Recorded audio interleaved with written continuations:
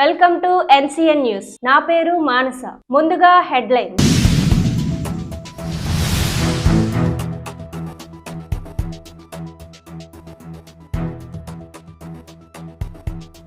సంక్షేమమే లక్ష్యంగా జగనన్న పాలన. MLA G Srinivas Naidu.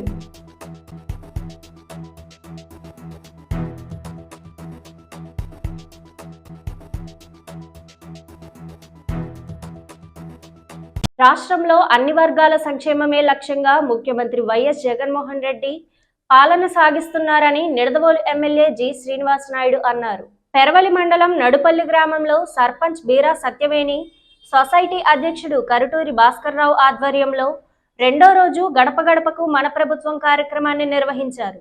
ఈ సందర్భంగా ఎమ్మెల్యే జి శ్రీనివాస్ నాయుడు ఇంటింటికి వెళ్లి లబ్ధిదారులకు అందిన సంక్షేమ పథకాలను వివరిస్తూ బుక్లెట్లను అందజేశారు. ఈ సందర్భంగా ఆయన మాట్లాడుతూ ఎస్సీ, ఎస్టీ, బీసీ, మైనారిటీల సంక్షేమానికి అత్యధిక ప్రాధాన్యత ఇవ్వటంతో పాటు నామినేటెడ్ పోస్టుల్లో సాముచిత స్థానం కల్పిస్తున్నామన్నారు. వెనుకబడిన కులాలకు ఆత్మగౌరవాన్ని ఇచ్చిన జగనన్నకు మద్దతుగా ఉండాలని కోరారు. ఈ కార్యక్రమంలో ఎంపీపీ కార్చెర్ల ప్రసాద్, జడ్పీటీసీ సభ్యురాలు కొమ్మిశెట్టి రామాంజని, వైఎస్ఆర్సీపీ మండల శాఖ అధ్యక్షుడు Veeramallu Satyanarayana, party SC cell మండల అధ్యక్షుడు బీరా రాజు, నాయకులు వెంకటరమణ, సచివాలయ సిబ్బంది, వాలంటీర్లు తదితరులు పాల్గొన్నారు.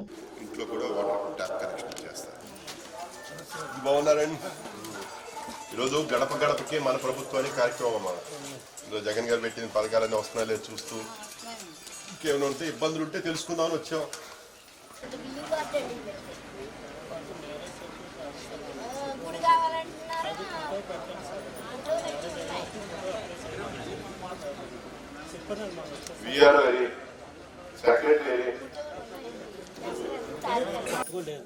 స్థలం ఉంది కదమ్మా,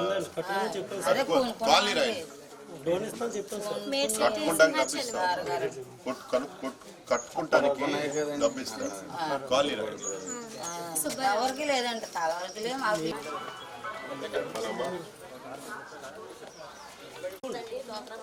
పెన్షన్ ఇస్తారు, డ్వాక్రా రుణమాఫీ,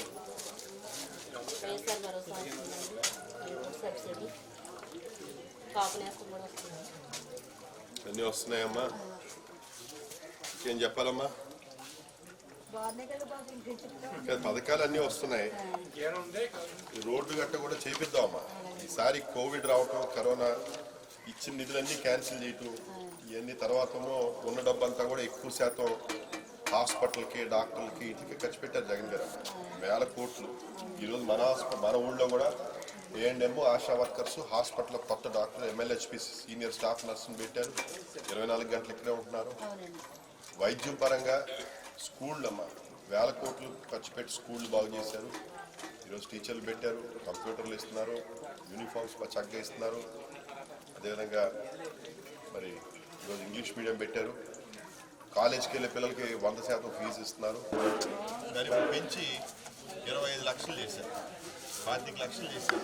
25 లక్షల వరకు అందులో వైద్యం ఏదైనా గౌరవ ఆపరేషన్ పడి మనకి 15-20 లక్షలు అయినా అందులో కవర్ అయిపోయింది.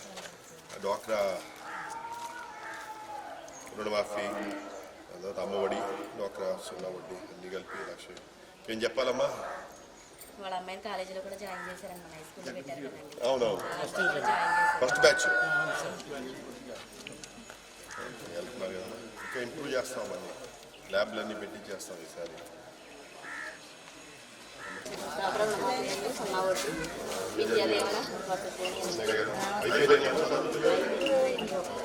లోన్ కూడా వచ్చేస్తే